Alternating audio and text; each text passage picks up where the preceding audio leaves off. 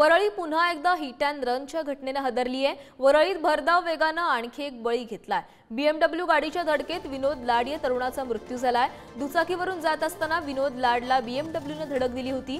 यामध्ये विनोद लाड गंभीर जखमी झाला होता, मात्र उपचारादरम्यान त्याचा मृत्यू झालाय। ठाण्यातील अत्तर व्यापाऱ्याच्या गाडीने हा अपघात झाला असून त्या विरोधात वरळी पोलिसांमध्ये गुन्हा दाखलही करण्यात आलाय।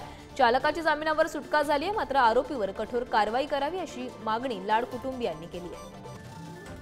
मुंबईतील वर्ली परिसरामध्ये काही दिवसांपूर्वी एका BMW कार चालकाने एका महिलेला धडक दिली होती, ज्यामध्ये त्या महिलेचा मृत्यू झाला होता। एकंदरीत तो संपूर्ण जो प्रकरण होता तो हिट अँड रनचं प्रकरण होतं, ज्यात ती वर्ली परिसरात राहणारी एका महिलेला याच BMW कार चालकाने जी धडक दिली आणि त्यानंतर त्या घटनास्थळावरून तो फरार झाला होता। ही संपूर्ण प्रकरण ताजं असताना आता पुन्हा वर्ली परिसरामध्ये एका BMW कार चालकाने वर्ली परिसरात राहणाऱ्या एका तरुणाला धडक दिली। एकंदरीत पाहिलं तर विनोद लाड असे या अपघातातील मृत्यू त्या तरुणाचं नाव आहे, जो ठाणे येथील एका ट्रान्सपोर्ट कंपनीत सुपरवायझर म्हणून काम करतो।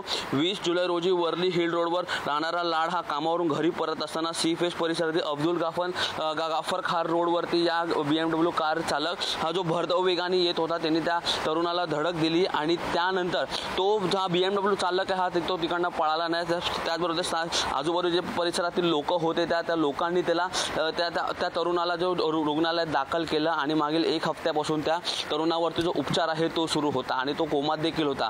मात्र उपचारादरम्यान आता त्याचा मृत्यू झाला आहे। आधी पोलिसांकडून निष्काळजीपणे गाडी चालवण्यामुळे एकाचा अपघात झाला, त्यामुळे त्या अनुषंगाने पोलिसांनी त्यावरती जो गुन्हा आहे तो दाखल केला होता। मात्र त्या अपघातामुळे त्या व्यक्तीचा मृत्यू झाला, त्या अनुषंगाने त्या कलमाअंतर्गत आता पोलिसांकडून त्या कार चालकावरती जे इंदुरकर नावाचा जो कार चालक आहे त्यावरती जो गुन्हा दाखल हा करण्यात आला आहे। त्या ड्रायव्हरवरती पुढील काय कारवाई केली जाणार आहे हे देखील पाहणं मात्र तितकंच महत्त्वाचं असणार आहे।